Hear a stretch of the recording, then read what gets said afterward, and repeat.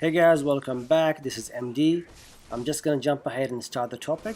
So basically, a lot of people were asking that what is the perfect way to die in this game, or is there a perfect way to die in this game? Because we get these two options when we die, and also like our amount of death, is it gonna impact the NPCs? Are they gonna die as a result of the numerous death in this game?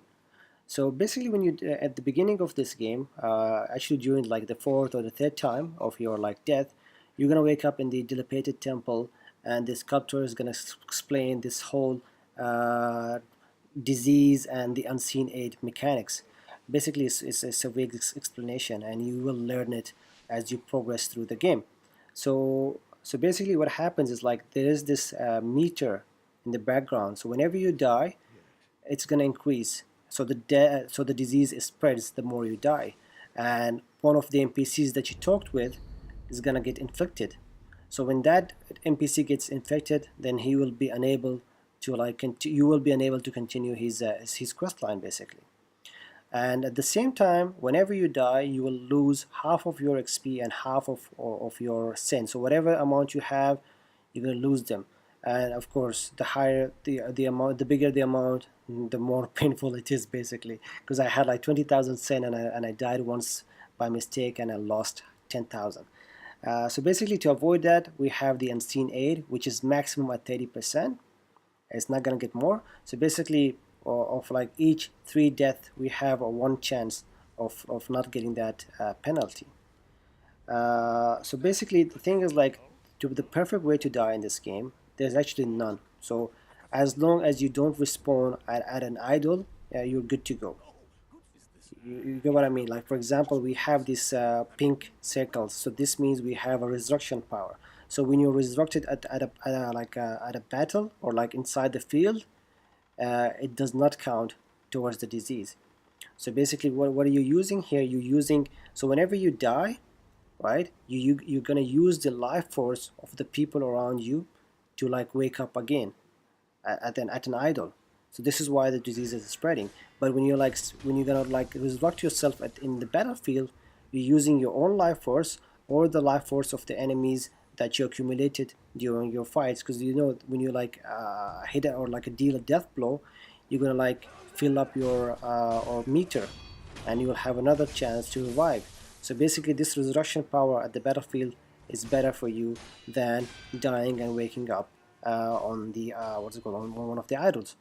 And as for the unseen aid and the death, for example, like the first time you get the disease, the first item that you receive or the notification that hey, someone got sick, it will like half the what's called the percentage of 30%. So now you will, the first time you get it, it will just go to 15%, half of 30%.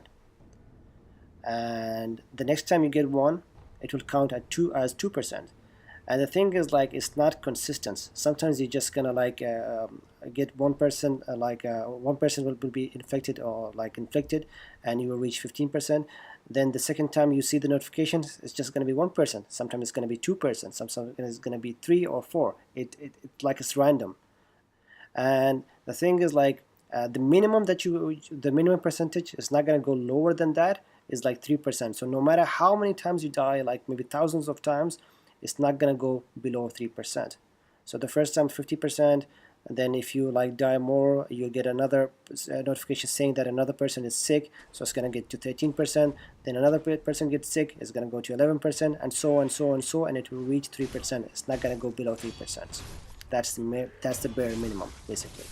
So the thing is, the only thing that will happen is like the notifications of the NPCs you get that got sick.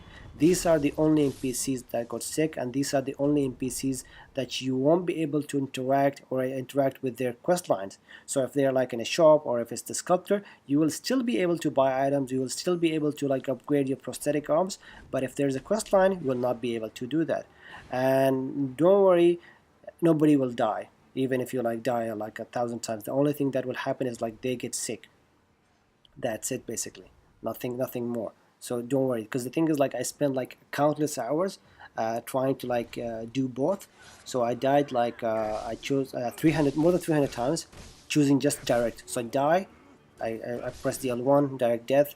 I did that like almost 300 times. So the thing is, like, I reached almost I went from 13% to 15% on my like 17th death. And the guy who got sick first was one of the shopkeepers. So I went and checked who it was, because it was like a vague explanation, like a mob. So I went and checked like 3 shops. I couldn't find the guy. So, but I like continued dying, and I continued dying. Then on 28th death, the sculptor got sick. So I reached 13%.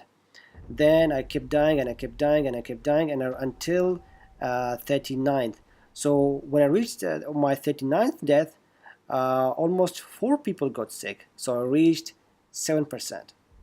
Then I tried going on until 304 times. Nothing happened. So what I noticed here, like, I restarted, I made a new game, and I tried to like die again, just using the same method. So the only person from the beginning of the game, the only NPC that I interacted with was the sculptor. So I went ahead into the stairways area, just touched the idol, and I kept dying, and I kept dying. So the only guy who was sick already was the sculptor. So I kept dying and dying and dying, and I died like maybe 40 times, and nothing happened. So I was like, maybe as long as I don't interact with these NPCs, they will not get sick. So what I did, I went back to the sun. I talked with the sun. I talked with the mob and everyone. So as soon as I did that, and I went back and died, the sun got sick. So this is something else. So if you don't interact with them, they will not, of course, get sick. You will not get the notification of someone you haven't met yet, of course.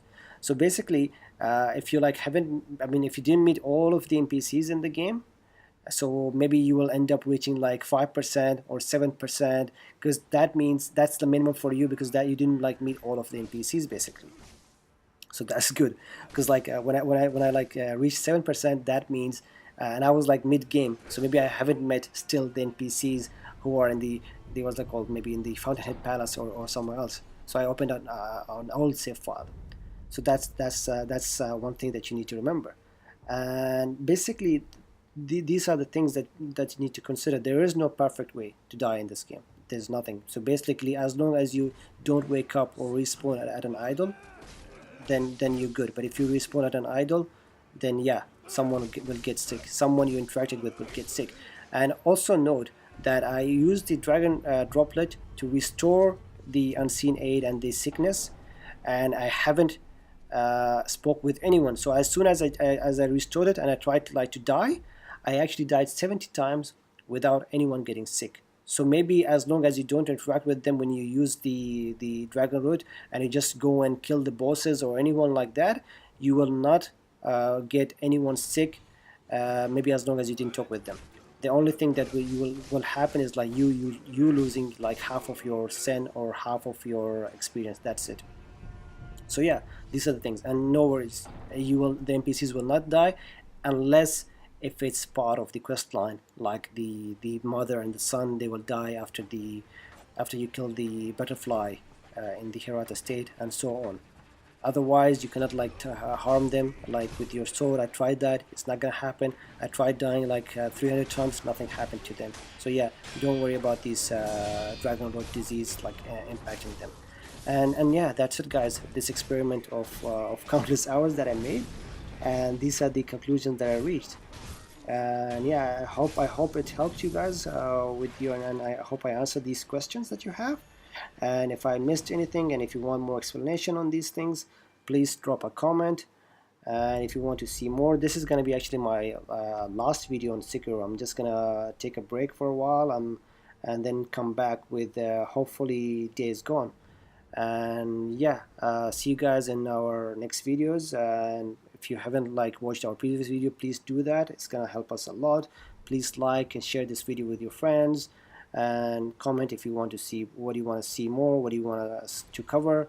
And yeah, subscribe to the channel if you haven't. And that's it guys, stay awesome, and see you next time.